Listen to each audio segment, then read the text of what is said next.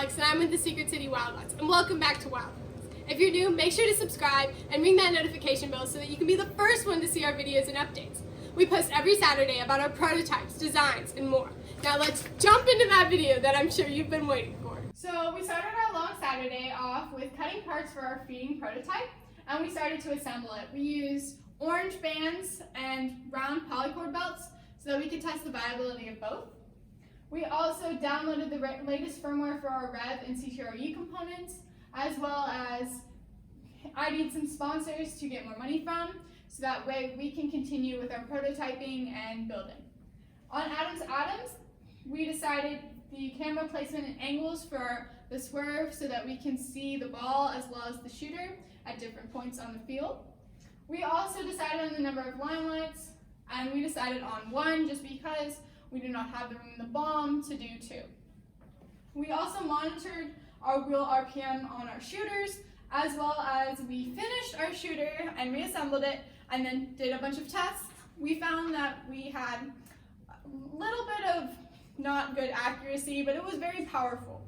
With the 2 Neos, it made it very strong and rigid, as well as we decided wheel sizes for our swerve. Okay, we got our beam brake sensors, which allowed us to prototype and code with them.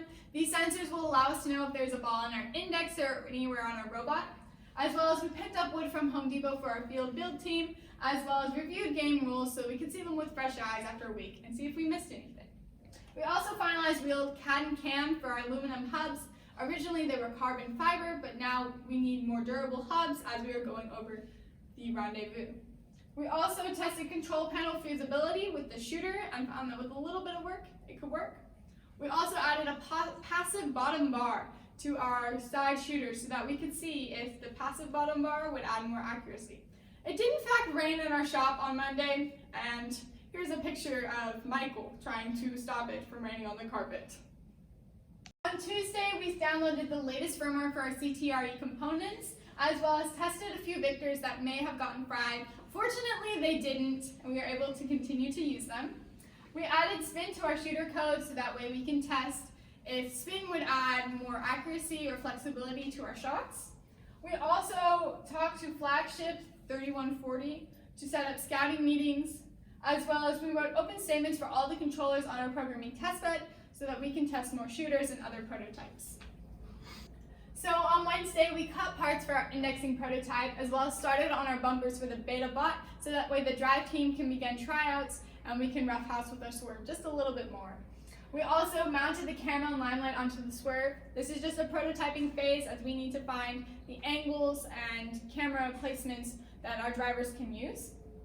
We also finished our CAD indexing system, as well as calibrated the wheels without code changes on our swerve, which meant the RoboRio just has the file on itself. On Atoms, the CAD for the Cal shooter was finished, as well as the vertical shooter MVP was finished and tests were performed. We found that it had a little bit more accuracy, and because we can control spin, it could almost get to the inner target from the trench. It was very powerful, but we decided that we need to test out other MVPs, such as the Cal. Thursday, we assembled our Cal prototype. We also finished IDing routing for tubing and wiring, as well as we integrated an intake into beta and had pistons set up in CAD.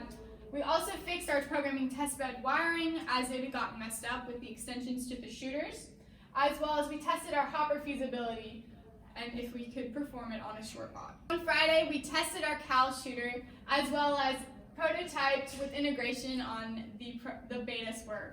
We had many demos, such as our Woody Flowers. We read our essay to our nominee, Dr. Luke Simi, as well as we checked rule updates and showed off CAD for the hopper and the intake. On Atoms, they demoed their dashboard and limelight setup.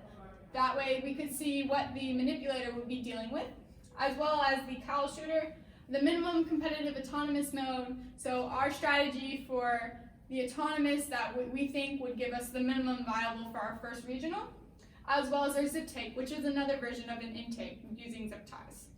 Our sprint total for Girl Thanos was 163, and Atoms got a record of 205, leaving our total for 368. 68, which was quite a bit more than last time, which enables us to pull even more this time. Make sure to subscribe if you haven't already and hit that like button. Make sure to check out our other wild vlogs. Our social media and website links are in the description below. Hang tight and see you next Saturday. Who is Dr. Luke Simi? He is a first alum. He started at the first LEGO League in 2003 and became an alum of FRC Team 2614 Mars. After that, he became an FLL judge in 2008. He became a lead robot inspector after being a robot inspector for 4 years at FRC. He joined our team in 2018, right before the start of our 2019 season. He quickly became our lead controls and programming mentor, giving us guidance where others had not. He recently became one of our lead mentors.